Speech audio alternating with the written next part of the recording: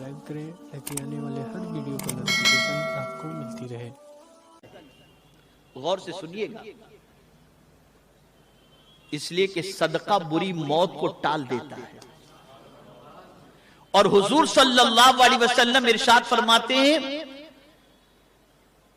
کہ صدقہ دینے سے مال کم نہیں ہوتا اور معاف کرنے سے عزت کم نہیں ہوتی۔ یہ حضور صلی اللہ علیہ وسلم کا فرمان ہے۔ تو صحابی نے عرض کیا کون سا صدقہ زیادہ ثواب کا باعث ہے؟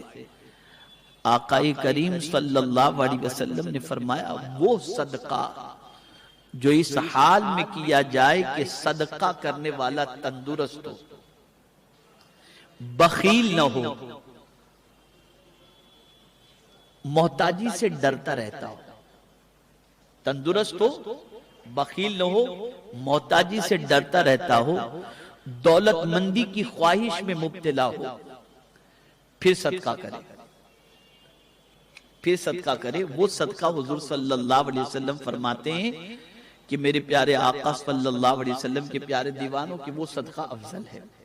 اب آپ دیکھیے اس کو مال کی بڑی خواہش پڑی ہوئی ہے، مال کی بڑی تمنا ہے اس کے دل کے اندر، مال مال مال، بخیل بھی نہیں، تندرست بھی ہے، لیکن اب وہ صدقہ کر رہا ہے، مال کی خواہش کے باوجود اللہ کے نام پہ لوٹا رہا ہے، وہ صدقہ افضل ہے۔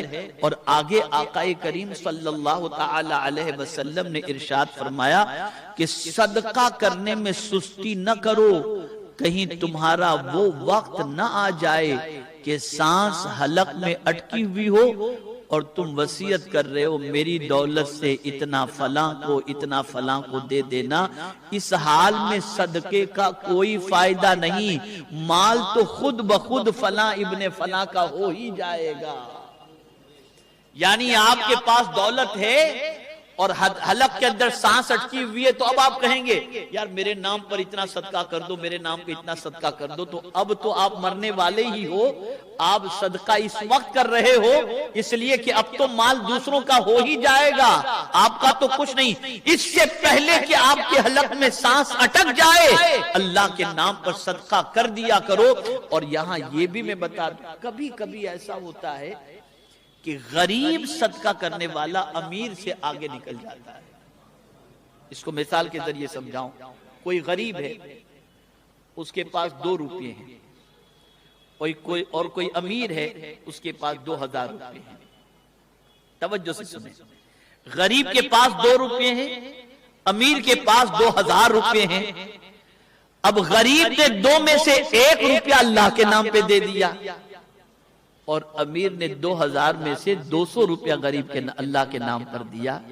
آپ بولیں گے اس نے 1 روپیہ دیا، اس نے 200 روپیہ، نہیں، آپ یہ دیکھو کہ اس کے پاس جو 100% تھا اس میں سے 50% دے دیا، اس نے 100% میں سے 50% دے دیا، تو 200 والے کے مقابلے میں وہ 1 والا آگے نکل گیا۔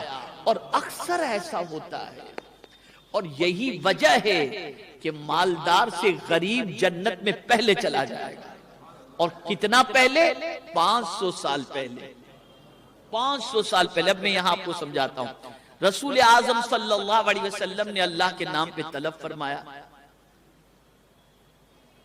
صحابہ کے نام سے، فاروق اعظم کے پاس جتنا مال تھا اس کا آدھا لے کر کے آئے، اور انہوں نے دل میں سوچا کہ آج ابو بکر سے آگے نکل جاؤں گا، کہ اس لیے کہ ابو بکر کے پاس تو اتنا مال ہے ہی نہیں، اور میں آدھا لا کر کے بھی ابو بکر سے آگے نکل جاؤں گا۔ صدیق اکبر کے پاس اتنا مال نہیں تھا، جو تھوڑا بہت تھا وہ لا کر انہوں نے حضور کے سامنے رکھ دیا۔ سرکار نے پوچھا ابو بکر گھر والوں کے لیے کیا چھوڑ کر آئے؟ عرض کرتے ہیں آقا اللہ اور اس کے رسول کو چھوڑ کر کے آیا ہوں۔ فاروق اعظم سے پوچھا تو انہوں نے عرض کیا سرکار آدھا چھوڑ کر آیا ہوں، آدھا لے کر کے آیا ہوں۔ اللہ اکبر! اب دونوں میں نیکی میں آگے کون نکل گیا؟ صدیق اکبر نکل گئے۔ کم تھا لیکن اللہ کے نام پہ انہوں نے لٹا دیا۔ تو نیکی میں جلدی